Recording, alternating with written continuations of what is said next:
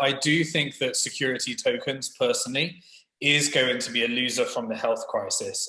We're going to be doing quite a lot in the security token space in the future, but we're parking our plans right now. I think in times like this, we're going to see two types of security tokens: traditional investment products that try to use the blockchain.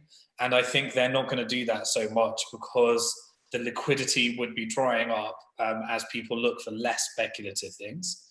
But I do think that the security tokens are going to be used to create interesting exotic financial products through things like DeFi, and we were going to be doing a lot of things in that area. But we think that the market is not quite ready for that yet. And so things that we were progressing before the health crisis, we're parking for another time and focusing on really the basics, which is getting exposure to Bitcoin and some of the companies that might be benefiting from, you know, a recessive environment, so that we can bring equity opportunities. And then eventually we can look at how we can turn those into security tokens as people's desire to be more speculative with more exotic products increases. But I'm thinking that we're moving towards more back to basics. Obviously, we've invested in companies like Securitize doing incredibly well, but I don't think these are going to be the industries that are going to benefit from, are going to benefit from any type of growth in the security token market. I know, Adam, you've done a lot of this stuff at Diacle.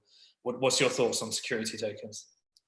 Yeah, I mean, I think now is, it is of course a tough market, but that doesn't mean that people who are building infrastructure for security tokens, that they will not continue with what they're doing.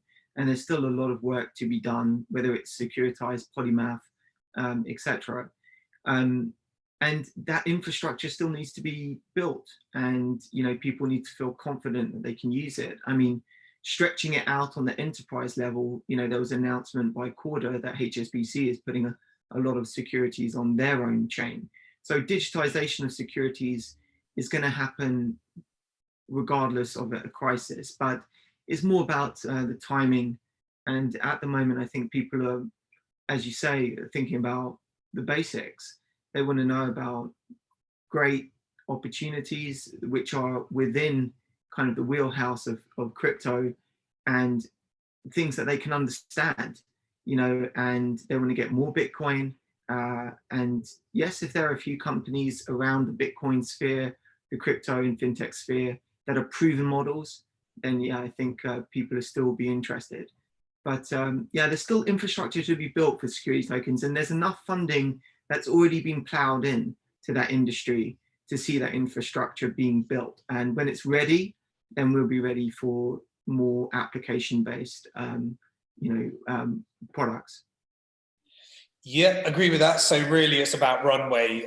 The companies in the security token space that raised significant funding before the health crisis, and ensuring that they've got the runway so that they can use this quiet opportunity to really get their heads down and build some amazing stuff in preparation for a market where, as a result of, I think Bitcoin's going to be the first winner. And then as people start to generate wealth from Bitcoin, if it goes in that direction, then they're going to be starting to look at other things in the crypto sphere. And then you start moving all along the circle until you start getting to more exotic DeFi products and security tokens.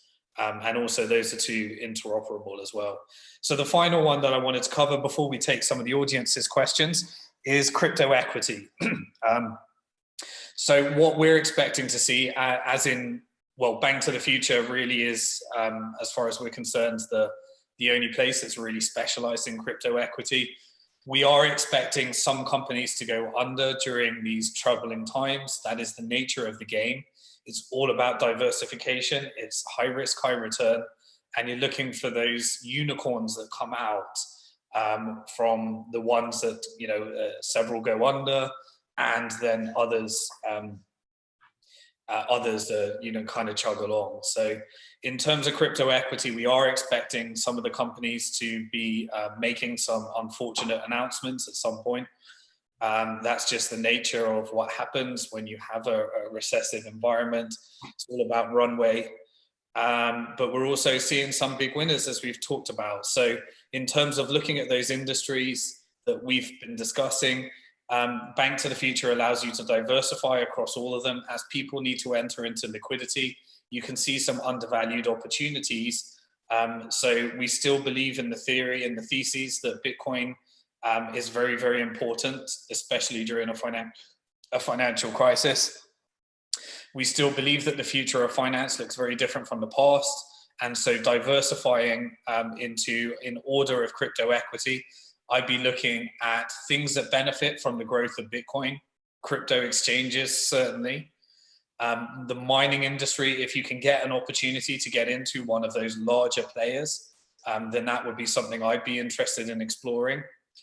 With DeFi and crypto lending, I think that as more people enter into crypto, which I think they will do as a result of the crisis, then they're going to be looking at yielding products. So I think those are going to be two growth areas for those that have the right regulatory environment, if they're centralized, and those that have the right product, if they're decentralized.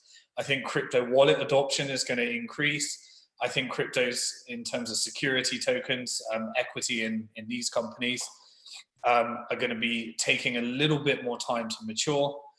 But from my perspective, I still think that this industry is going to get through the health crisis and become more relevant during a financial crisis.